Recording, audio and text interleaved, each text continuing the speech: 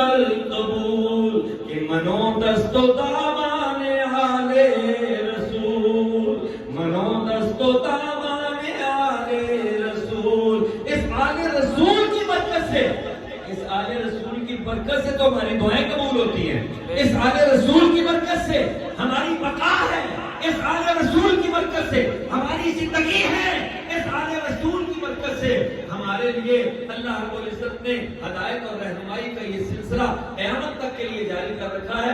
اس لیے اہل بیت سے محبت کر کے ان پر احسان نہیں بلکہ ان سے پیار کر کے اپنے اوپر نیکی اور اپنے اوپر احسان ہے کہ ہم اپنے آپ کو جنتی بنائیں اور ہم اپنی آخرت کی سنبھالیں، اپنی دنیا بھی سنبھالیں. اس کے بعد اگلی بات یہ آتی ہے کہ اہل بیت اطہار کے ساتھ محبت کا طریقہ کیا ہے، انداز کیا ہے.